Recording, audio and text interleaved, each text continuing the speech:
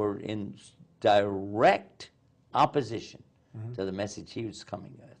And they had fallen back on the false worship of the gods that the Egyptians had been worshiping.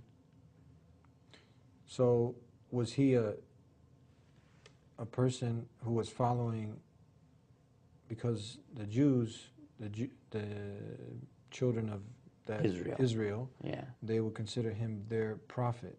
So was he preaching Judaism or Christianity? He was preaching the message that he got on Mount Sinai. That's what he was preaching. Was that, again, that surrender, submission, obedience, sincerity, and peace, which is summed up? But it had commandments with it. Yeah. Yeah. Now, if you want to go in chronological order, though, after Abraham, you would go immediately to his son. He had a son by the name of Ishmael, or Ismail. Ishmael. And he was a prophet after Abraham.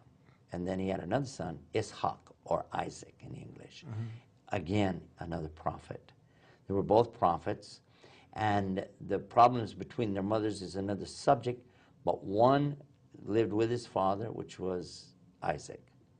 The other one was left in the desert with his mother at a place called Becca. And Becca is mentioned in Genesis. Sounds like Mecca.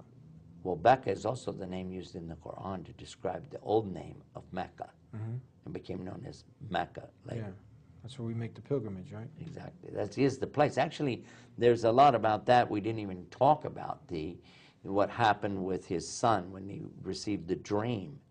And this was a prophetic dream that he was to sacrifice his son. Now, he waited almost, 90 years, something like that, before he ever had a child. This is an amazing thing. Now he has a child, and he's being told by Allah in a dream to sacrifice his son. When he tried to do it, the knife wouldn't cut his son. It wouldn't sever his neck or anything. So Allah was testing him. Yeah. And then a ram came up, a male sheep, and they slaughtered that instead. So we can see this consistent way of life that all the messengers are living. They're striving to be humbly obedient to the commands of their Creator. Sometimes it's easier for some people than it is others. Yeah. But that's exactly true. Yeah. Well, we're almost coming to a close.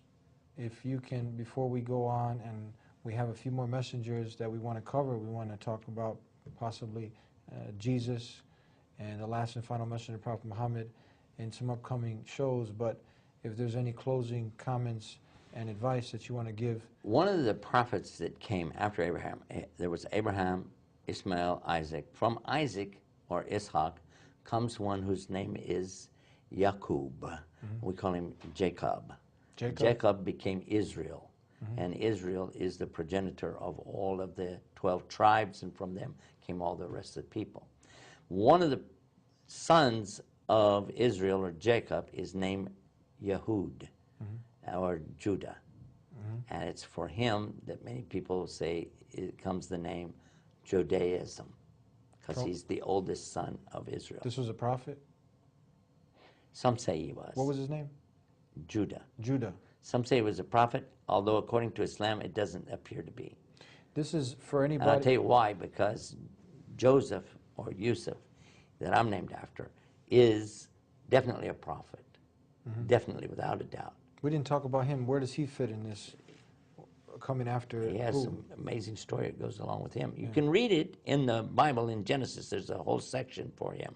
But also in the Quran itself, chapter 12, is called Surah Yusuf. You can read the whole chapter. It's very interesting. They're almost parallel, except when you get toward the end and you see some very good lessons in the Quran that are missed somehow in the Bible. I mean, for any sincere individual who just uses the tools that the Creator has given him, this brain, and he uses what God had put inside him, this inclination to worship God, you will see, I mean, that these men are known through history, and they came with that consistent message to worship the one God. So if somebody says, how would you respond? I've heard this argument that when you mention prophets and God, that this is a way for the elite, the rich, just to control the poor, so they give them this kind of story and these things that we're talking about. How would you refute this quickly? It's true that people have done that, very serious subject, that people have manipulated other people by presenting a religion they made up, or corrupting the religion that did come with real prophets, trying to emphasize certain things or exaggerate or belittle or perhaps add to or take away from in a way that they could manipulate the people's money, their wealth in general, or the power over the society, the political aspects that go along with it. This is well known. People have done that. And this is why God keeps sending new prophets and sending the new message out. The same message, but it looks new to the people because they've lost the original. Yes. Yeah. And this happened so many times, but when the Quran came, Allah promised to protect it, and He has. We still have it exactly today as it was 1,400 years ago. That's why it wasn't necessary for any new prophet to come after him. Yeah. Where can people, if they want more information, you have a website that people can visit? I have also? one really nice website for people who want to learn something about the Quran itself. It's called Allah's Quran. Don't put an apostrophe. It won't work on there. Just ALLAHSQURAN.com. Allah's Quran.com. And in the cover page gives you a nice story about the Quran and some basics. You can also read the Quran or have it read to you. There are links for read or listen, or even learn the Quran and how to recite it and everything from the Arabic. All of that's available on that website. Thank you. Jazakallah khairan. May the Creator Allah reward you for being with us here today. And thank you for being with us for another episode of The Deen Show. You can catch up and come up to speed and see all the other shows that we've done with Sheikh Estes at thedeenshow.com, where we talked about the first prophet, Adam, and some of the other prophets, and today the prophets that we talked about. And you can see the consistent message that all of them came with.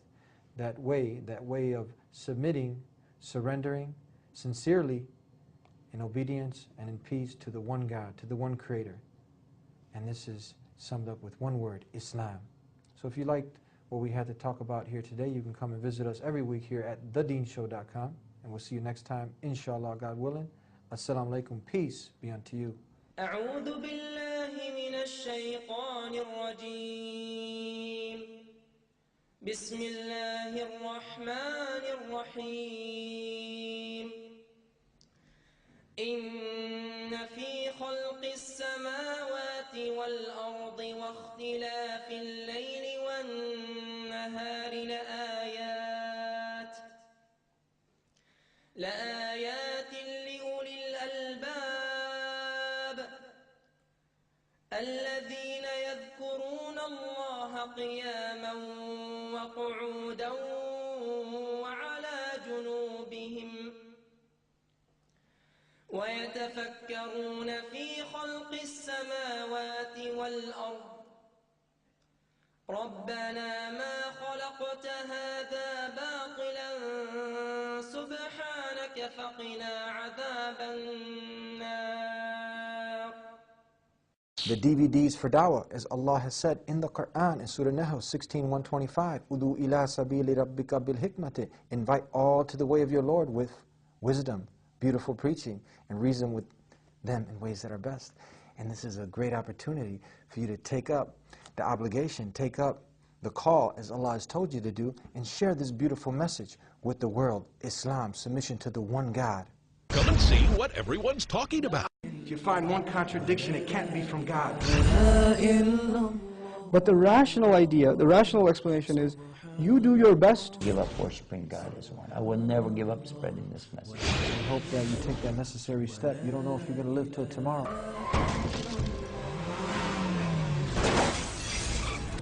So you got to find that urgency to do the right thing right now.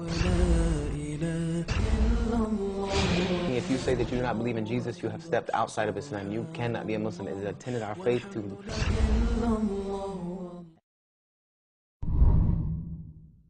It's cold, it's late, everybody's sleeping. I arise and ask Allah to forgive me. Oh Allah, you see, oh Allah, you know all the sins I do. I turn to you to forgive my sins of my heart. I'm your sinful slave. You're my loving Lord. I'm the one who runs away. Oh Allah, guide me.